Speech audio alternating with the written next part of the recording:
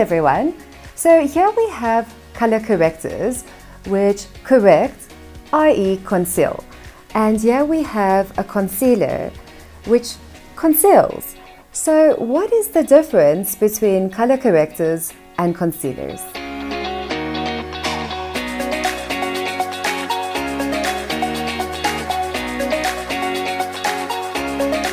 So we've been seeing a lot of color correctors in the shops these days, be it orange and green or be it yellow and purple. They either come separately or they come in a little palette or like a little round sphere.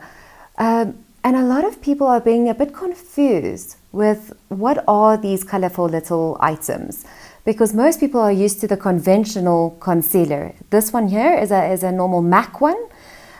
Which is more of a traditional concealer as we know it. I would say in the commercial world as we know it. So if you're going to go buy some makeup at your normal store and you use makeup for your work, you would have bought this before to cover your pimples and your under eye areas. Whereas in the professional world, we are used to using color correctors. So you can see there's a slow intro of professional makeup into the commercial world. But unfortunately, the layman person who doesn't know much about makeup would have no cooking clue what the green, yellow, purple, and orange color correctors are. So I am going to give you a bit of a background with regards to it, because technically they do the same thing, but yet they're worlds apart. So with regards to your liquid concealer, I'm going to talk more about that when we talk about foundations, because there's a whole different world and a whole different ball game behind that. But predominantly today, I would like to talk about color correctors so that you would understand the thought process and the history behind it. And that you already would answer your questions between what is the difference between color correctors and concealers. We have to go all the way back to the beginning, the color chart. Now, some of you might have heard about the color chart before, might not have heard about the color chart before. But the color chart is not a makeup device. The color chart is a universal picture, if I could put it that way. So your color chart is made up of your three primary colors, which is your red, yellow, and blue. And from your red, yellow, and blue, which are your primary colors, you can make your secondary colors and then in turn make your tertiary colors. So with the color wheel, if you have studied anything like photography, graphic design, interior decorating, makeup artistry, any creative fields where you have to work with colors per se, even sound and lighting and stage people, you would have at some point come across the color charts. Now, the reason we need to know about the color chart is how colors complement each other, but at the same time neutralize each other. That's like the most important part for us as makeup artists, why we use the color charts. So if you have a look at this color chart over here, you'll see that the blue and the orange are opposite each other. So those are complementary colors. So if you, for instance, had an orange couch with blue scatter cushions, that would complement each other. If you have a look at the green and the red, those are complementary colors and they will help each other pop out. For instance, in this photo, which a photographer took, I think he was well aware of the fact that he was using the color chart, because you will see that the green and the red completely pop out, and what a difference it makes. As with this picture, and the lady in this picture is actually one of the news anchors I work with, but her husband did a photo shoot session with her and worked on the principles of the color wheel chart, which is the yellow and the purple, and you'll just see how beautifully the picture comes out.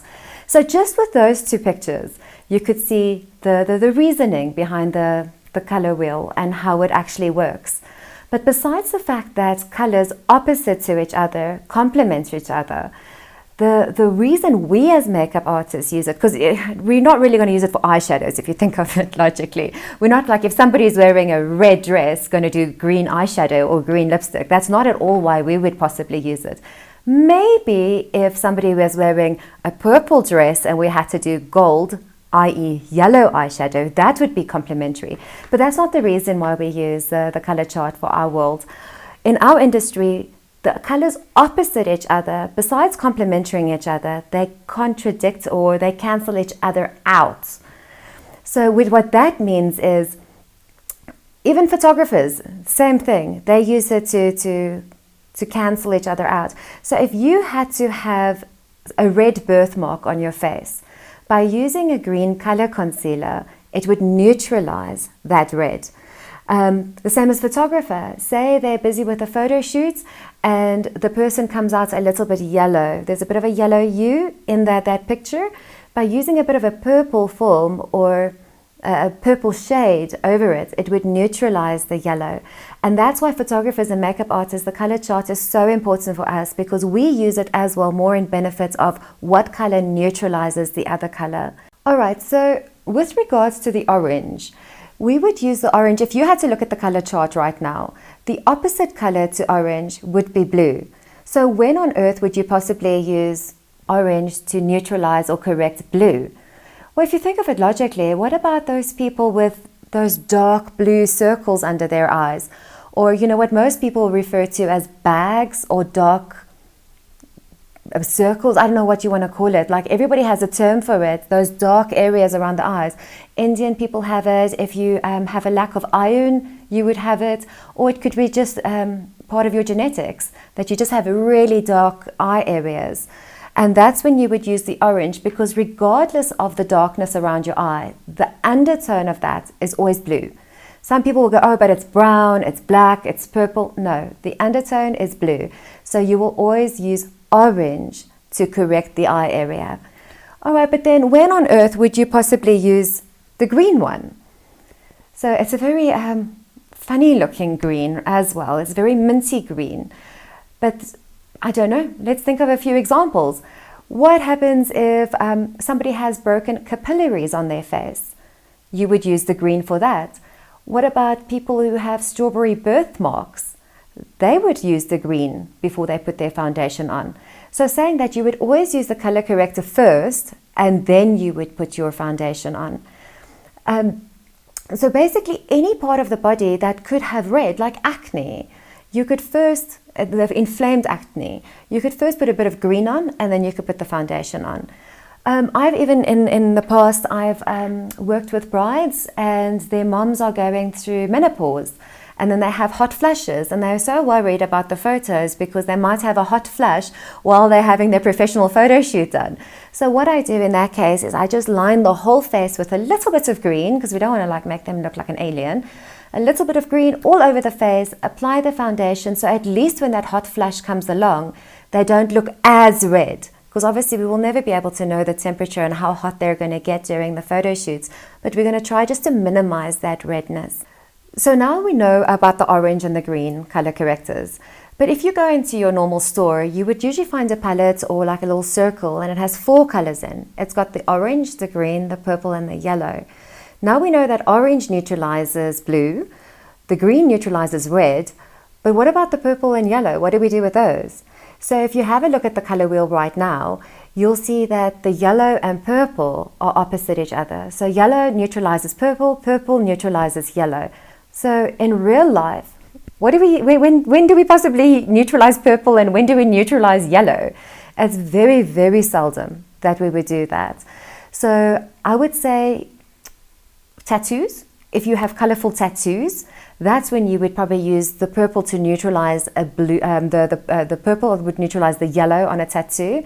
The yellow would naturally neutralize the purple, and then the orange would neutralize blue, and green would neutralize red. That's a mouthful. That is such a mouthful. But if you look at the color chart, if you look at the color wheel, and you just look at the colors opposite to each other, it will be really easy to remember, even though right now, just listening to it sounds quite hectic, and how are you ever going to remember it?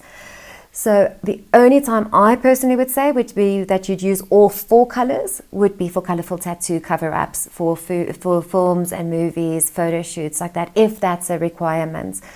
Maybe for bruises, when bruises start healing, they become like a yellow greenish color. Maybe then you would use a bit of you'd probably use a bit of purple and a bit of orange to neutralize that. Obviously the orange would be on the blue greeny color, and then the purple would be on the yellowy color. But other than that, there isn't really much other times we'd use the yellow and purple. So I wouldn't worry about those two colors too much. I think it's shops just being a little bit fancy, adding them into the palettes. But the two colors that you would use the most would be your orange and your green. So now that we know the whole history and theory behind color correctors, I still really haven't directly answered the question of what is the difference between color correctors and concealers. So to summarize it, but it was really important to know the background to why they were made. The biggest difference is your normal concealer that you buy in the shops. This was designed for your everyday person who goes and just buys their liquid foundation and they buys their concealer, because the concealers were designed to cover blemishes. So be it those bruises, which we spoke about, be it those pimples we spoke about, concealer was designed to cover those, because liquid foundation does not have the strength or the building up power to cover those blemishes. And that's why for your everyday person, concealer was created. As professional makeup artists, we don't use concealer. We have always used color correctors because we do not use liquid foundation in our kits. We use derma and cream and gel and etc., which I will cover when we talk about foundations in one of our next lessons. So color correctors has always been our go-to point. So I would say that's the biggest thing, is your normal concealer was designed for your normal everyday person who goes to work, who uses liquid foundation, whereas color concealers has always been a professional makeup artist tool that we use in our kits. But yes, they do the same thing, but we would not use a liquid concealer under a derma, because that's when a person starts looking a little bit cakey. We want somebody to look natural and flawless. So the more minimalistic products we can use, the better the outcome. And that's why by just neutralizing and correcting the color and then applying foundation makes more sense to us as makeup artists.